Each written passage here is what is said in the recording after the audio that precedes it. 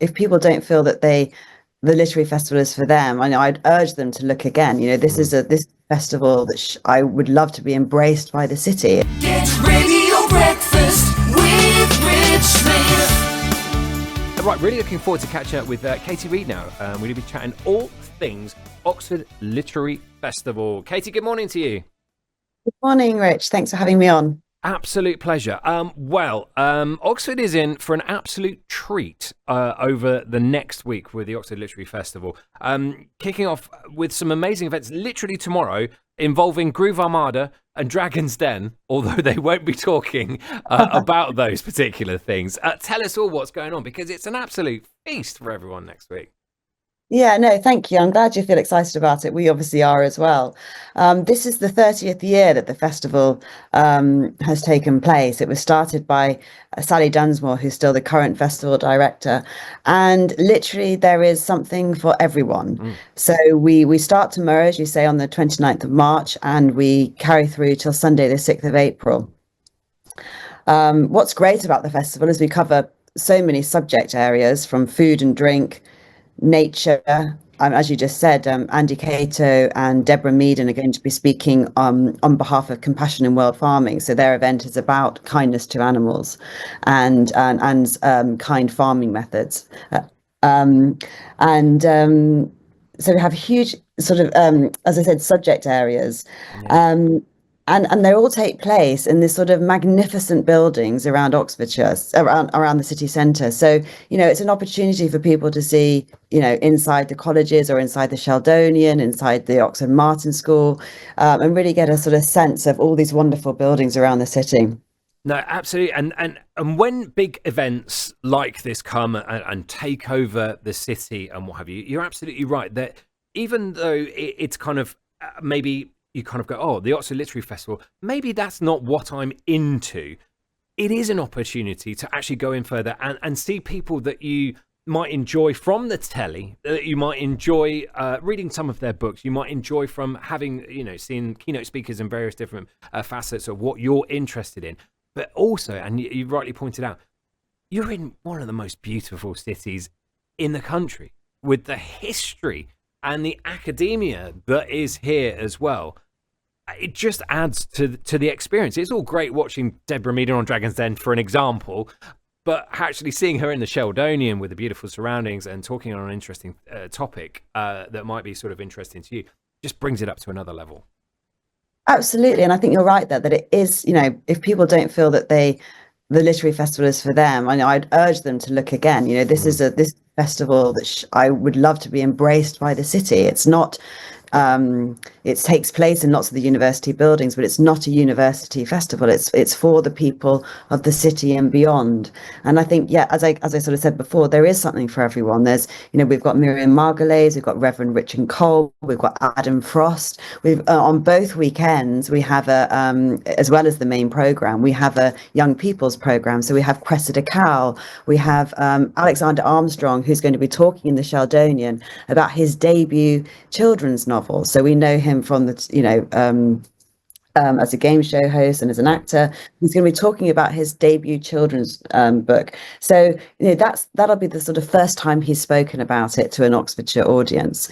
And also the other thing, which is something that everyone can take part in, are the Oxford debates. So we discuss everything from COVID to AI to racism to the riots, and that's really what the festival is about. It is the world's meeting place for writers and readers. It's where you can see your favorite writer live, or you can become engaged and involved with the discussions of the day with the distinguished voices from around the world. Yeah, it's pinning. I mean, the prime example of that, Andy Cato and Deborah Meaden, very kicking off the very first one. So many people will have watched Clarkson's Farm. Again, another Oxfordshire amazing thing that's gone far beyond all of that. Seen Andy Cato on there and gone, hang on a minute, he was in Groove Armada. I remember playing super styling in the club. Oh wow, he's on there, and have that link. Deborah Meaden as well, Dragon's Den. We've all watched Dragon's Den a million and one times. We love that aspect of her. She's absolutely fantastic. But to kind of use those figureheads and actually to kind of pin important stuff as well, because like you just mentioned with the debates and everything like that, yes, you're actually hitting really important, impactful things about the whole society. But if you pin it onto those people that you kind of go, oh yeah, I know them. Oh yes, I've seen them. It suddenly adds that familiarity aspect and probably adds that extra level of interest for people to sort of join into. Exactly. It kind of brings that dimension to that person as well. So it makes them sort of, know beyond what they were sort of initially recognized for.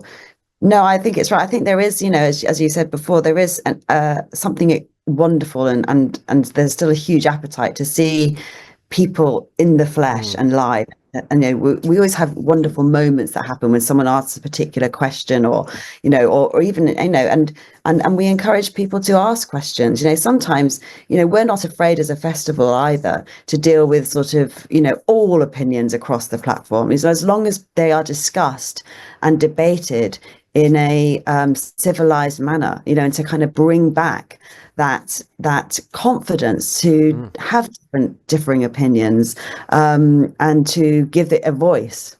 No, absolutely. It sounds and looks like an absolutely fascinating and incredible week. Like you said, something a little bit for everyone. I'm assuming the best place to go is the wonderful website, which does break it all down nicely, because there is so much going on. You can sort of pick on a day and go, well, I've got a day off next Saturday. I can see what's going on around there. Or actually, I'm free on Tuesday afternoon. I can pinpoint and hone down on exactly what's going on. Exactly. And you can also sort of look by subject area, if you go on and sort of, go into a particular subject that you might be interested in. But yes, all the tickets are available on the website, which is oxfordliteraryfestival.org. And tickets are around £15, but there's also half price concessions as well. So yeah, it starts tomorrow, goes on for the full 9 days, and the bookshop, Blackwell's is our bookseller throughout the festival, and they have a shop in Blackwell Hall in the Western Library, which is a sort of hub of the festival. Fantastic. Well, it's going to be an amazing 9 days. I keep calling it a week. 9 days, getting my dates right. It looks and sounds it's going to be absolutely fantastic. A busy week for you, I'm sure, leading into the next few days and what have you. And I wish you every success. It's going to be absolutely awesome. Thanks so much for joining us this morning, Katie. Thanks very much, Rich. Thank you. It's Katie Reed there. The Oxford Literary Festival, as we heard, starts tomorrow, and do head over to the website, because there literally I know will be something for absolutely everyone listening right now.